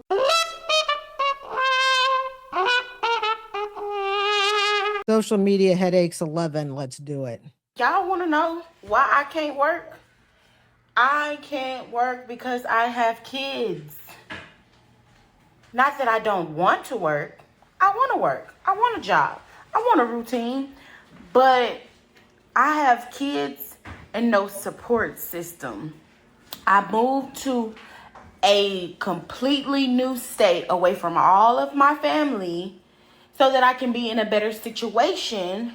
And these are the steps and processes that I have to go through. So with that being said, applying for jobs is not easy. I have this big of an availability and a lot of jobs don't like that.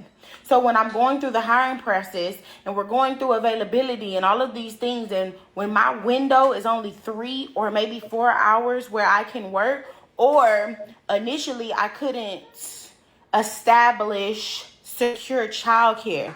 Yeah, I had a voucher, but I had a newborn infant, breastfed infant at that, where it's not easy to just leave my baby with anybody just so that I can meet all of y'all's standards and expectations. No, I'm going to continue to do what's best for me and my children and make sure they're good. If you don't like it, it's fine. God is on my side. And that's all that matters. So now when things change, when I can find secure childcare that I trust, and my child and me are ready for her to go to daycare, then hey, when my kids, when I can get my kids in the after school YMCA program to open that availability, then hey.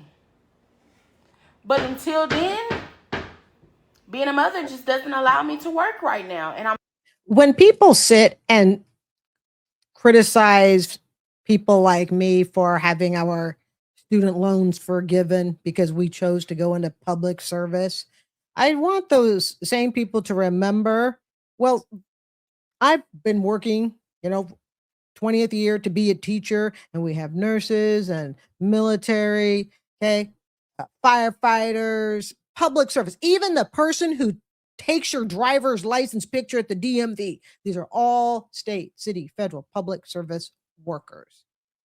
And people will say, man, I can't believe you guys got your student loan forgiven. I want you to remember that your tax dollars are going to idiots like this woman. Yeah, she's an idiot. She sits there and she goes, I'm going to do what's best for me. So basically being on the government dole, and she is, I guess this is my question. She says that she was, I guess, in a toxic, she didn't use that exact word, but she moved away out of state because she was in a really bad environment. So I guess your environment was so bad that you chose to procreate in that environment. And it was only after you had baby, you went, hey, you know what? Life really sucks being a single mom, no kids, and broke, right? Because she's got kids. And I can't remember how many she had, but I usually default to 4. It seems to work every time. All right. I don't remember exactly how many kids she has, but she has multiple kids. So the environment she was in was so broken that she procreated at least twice that we know of. I want to say, for whatever reason, I think she has 3 or 4. I don't know why that number comes to my head, but we know she at least has 2. The environment was so bad, she went, hey, you know what? Now that I've got the 2 kids, no baby daddy, I think I'm going to pack up where there is not a soul around me.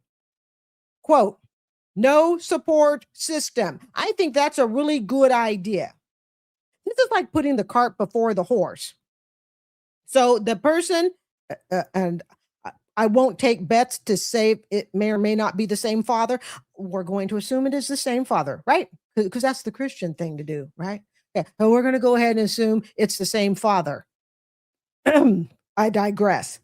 But it was so bad where she was at that she had to leave. But it was good enough to procreate multiple times. Something's not right there. And yeah, I know. I've read the comments. Oh my goodness, this channel, she seems, and what is it? Not that I'm stuck up. She's so arrogant, egotistical, whatever. You can say that, but I want to thank you for watching my channel. You've watched it enough times to come up with an opinion. That is more important than anything else. So keep the comments coming. I don't care. She says here she has a new infant. So of course there was really no relationship because pleasures of the flesh will get you in this situation, young ladies who are not yet mommies. Okay. Wait, abstinence never hurts. Okay. So you got your own education and you can move where you want by choice. Okay. And not because you're trying to escape a toxic situation.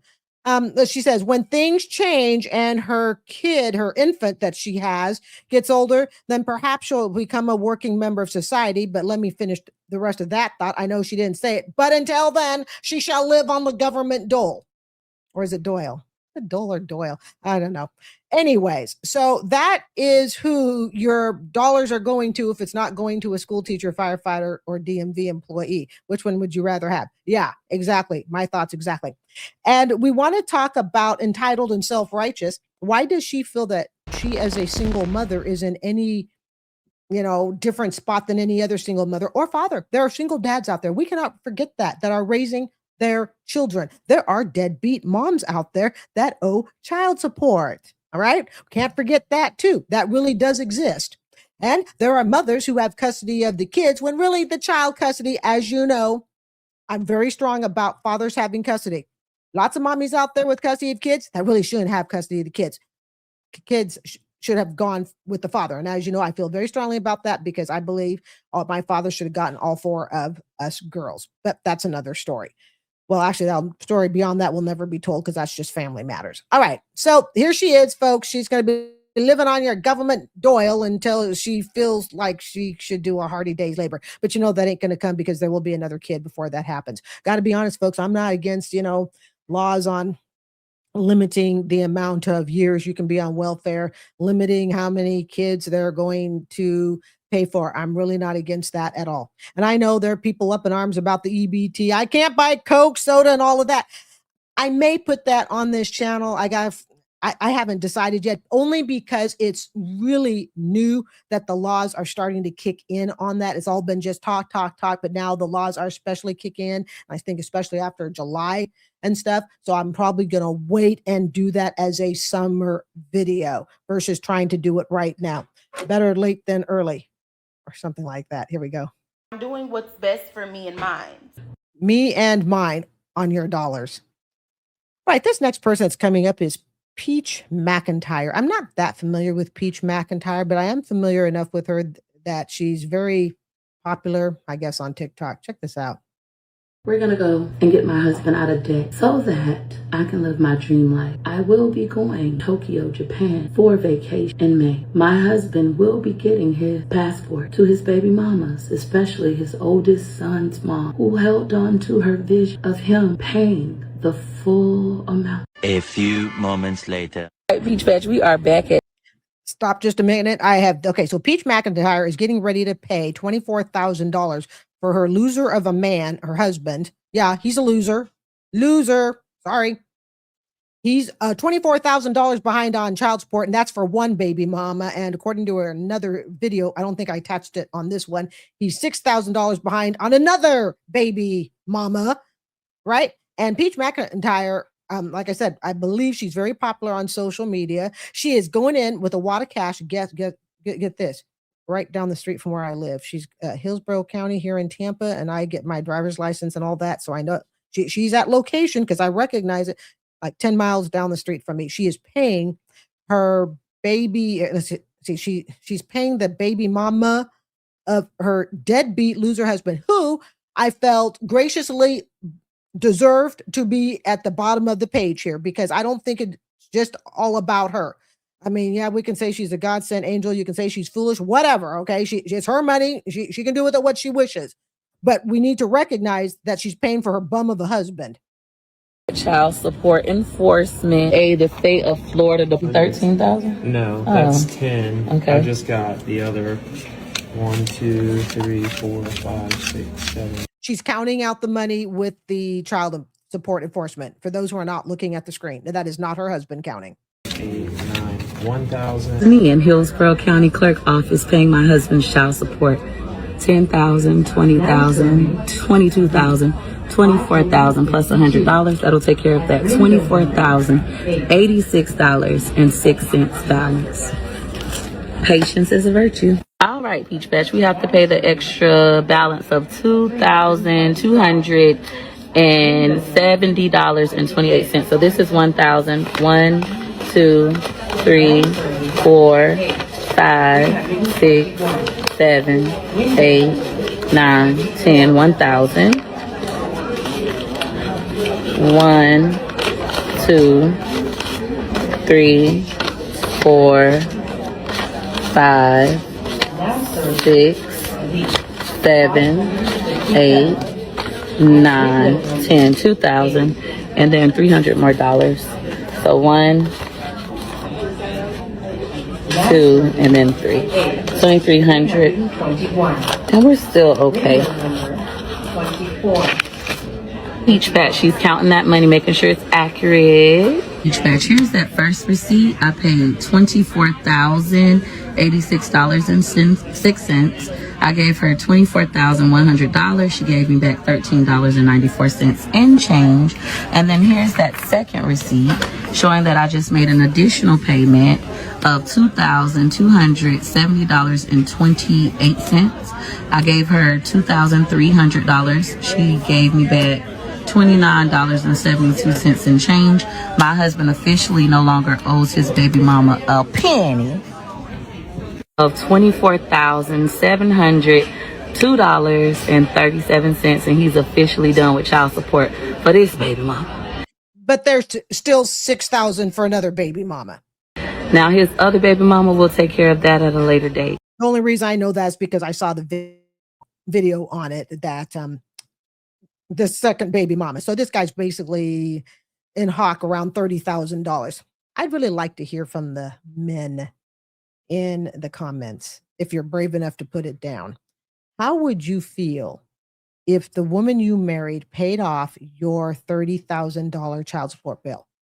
And I want to keep it to the same amount that he's basically getting paid off, okay? Because this wasn't $1 million or, 5,000. Okay, this was 30,000. How would you feel? Would you allow her to do that? And before people, think, oh my God, he's not really a loser and that I'm wrong, from what I can tell in the TikTok comments, for the most part, okay, a lot of people think that it's pretty embarrassing. I think if I were going to have my spouse pay off my child support, I sure as heck wouldn't put it on social media. But Peachy, being who she is, her whole life is basically social media. So she was able to use this as a way to get money. But one commenter basically wrote, what was it? Oh, this is why, he never leaves her. Not so much that he loves her. Yeah, I guess I'd love her too. You want to pay off my child support, but this is also, she can have a man to travel with. There are much better men out there, in my opinion. But here's the problem that Miss Peachy may have. The better men may not wish to have their entire life put out on social media. You would think if she's got all this money, when a high classy guy want her. No, these are the bottom feeders. Even I, being on social media, I will not ever put my personal relationship life on camera. Even if he agreed to it and said, hey, let's do it together. Nope. This channel stays. It's me, one and done, and that is it. And I will not put my personal love life, dating life, affections, whatever, on camera to display for everyone. I don't need that for approval. I don't need to put myself and say, hey, here's the person I'm dating, here's the person I really love, here's the crush, whatever. I don't need to do that.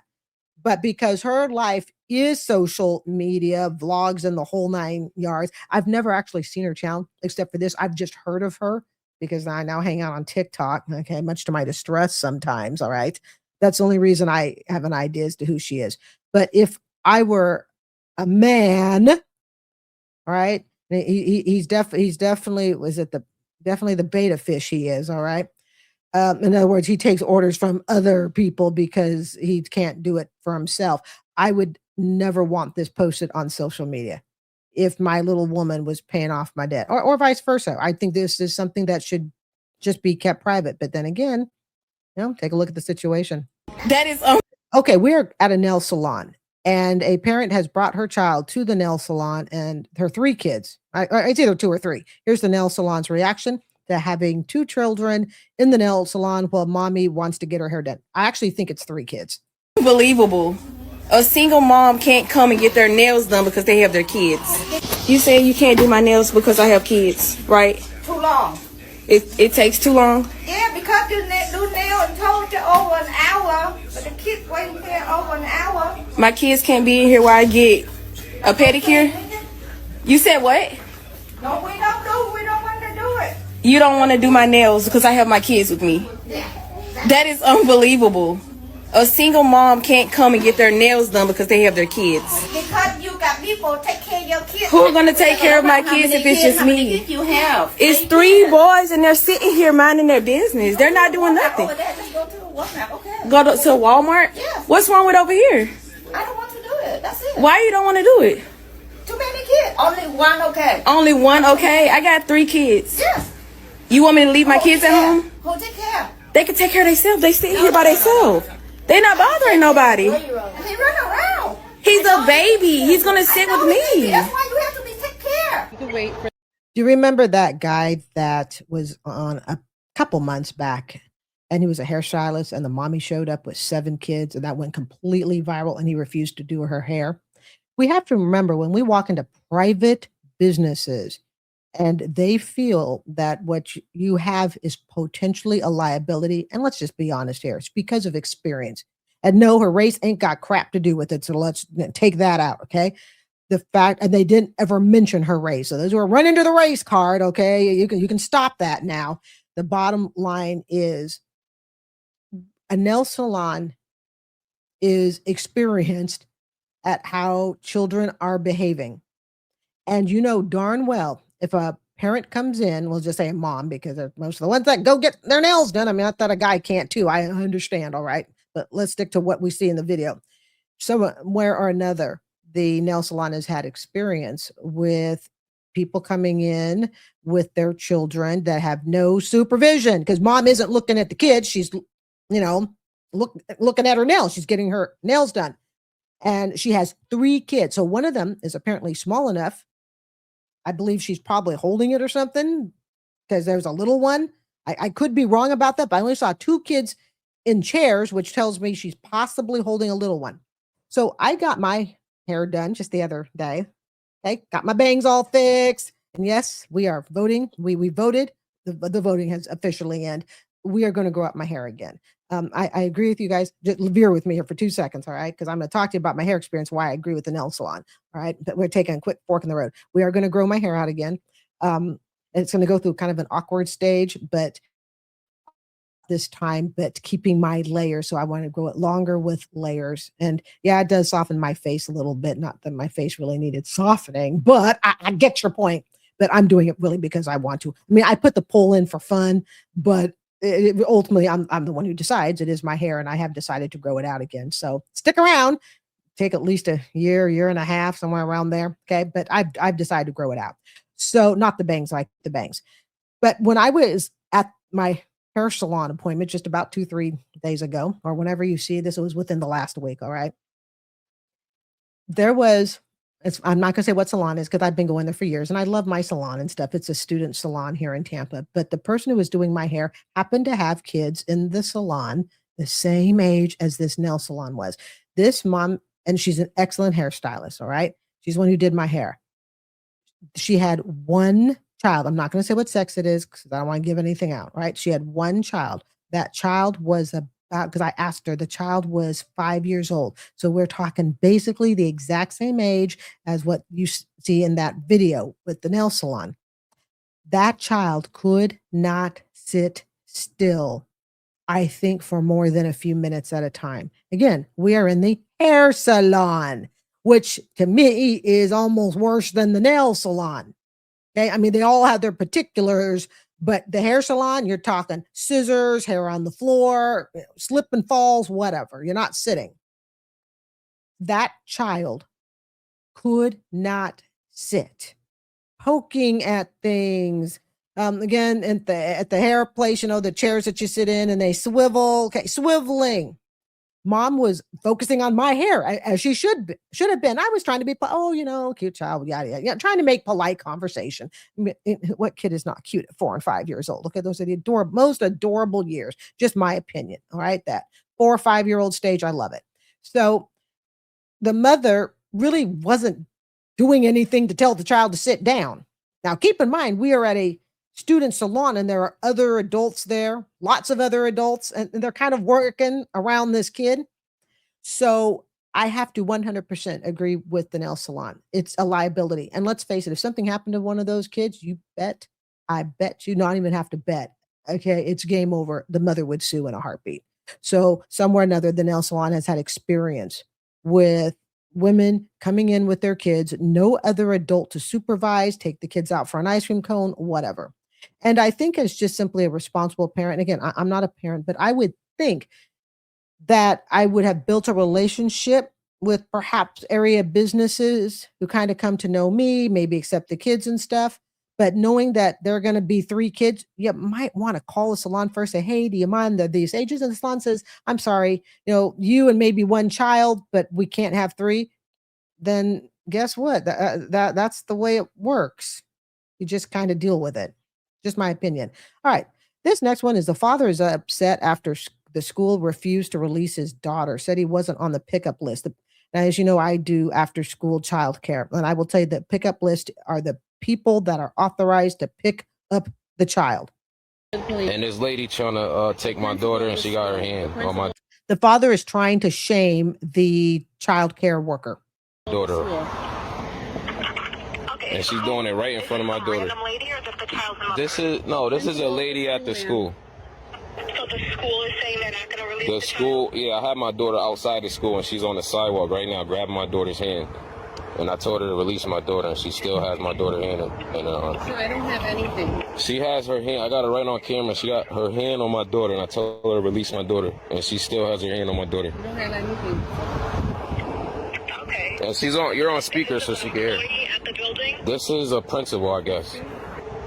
And sir, you need permission to record, so. I just told you. I just told you I got my. I'm gonna wait for the police to get her. Well, you can wait. Okay. About how old is she? Any physical? I'm sorry, you're breaking up a lot. I cannot hear you. I'm not sure of her age. She looks maybe like in her 30s, 40s. Is she white, black, Hispanic, Asian? I'm not. She might be Spanish. I'm not sure. Do you know what her name is? I'm not even sure. Mrs. Tomasella. Is anyone involved in using alcohol or drugs? I'm not sure if they're on anything right now. You gotta contact me to meet somewhere. I can't stay here for this amount of time. I got stuff to do. Brenda, we're here. Okay. We gotta wait for the. This is the type of woman you definitely want to leave your child with. And again, I'm speaking from firsthand experience because, as you know, I do childcare after school. If I were to turn a child over to someone who says, hey, I'm the father, and maybe you are, maybe you're not. The bottom line is, I don't care who you are. If you are not on the pickup list, I can go to jail. I could lose my license to teach. Yes, because I made a stupid decision, released a child to another adult that was not on the pickup list. And come on, guys, this ain't that hard. The father's an idiot. Yeah, downright an idiot. Trying to record it thinking people are going to be on his side. Absolutely not.